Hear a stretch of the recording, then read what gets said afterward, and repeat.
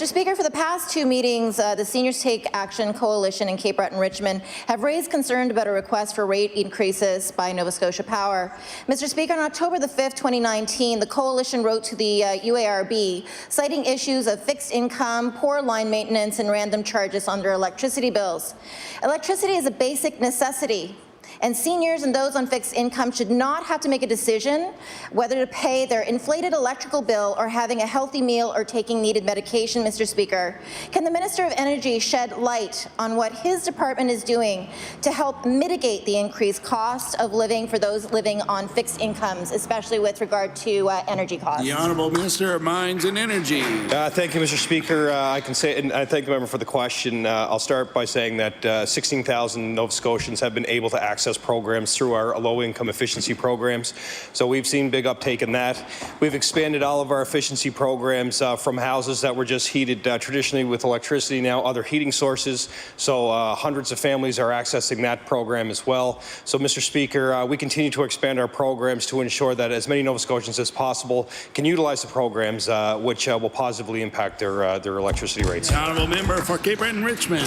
Thank you, Mr. Speaker, and I thank the Minister for his answer. There's also thousands of Nova Scotians that can't access that program because they're in that unfortunate in-between stage where they're not low-income enough and don't actually make enough money to actually do the repairs to their home.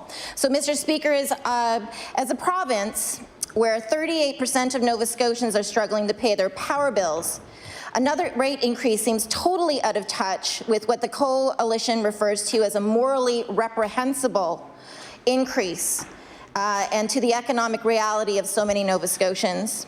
So I would ask the minister once again, is he concerned with the rate increases that Emera are asking once again when basic services in this province, such as clearing trees and new infrastructure being put in like poles, can't even be done? The Honourable Minister of Energy and Mines. Thank you, Mr. Speaker. I'd like to thank the member for the question.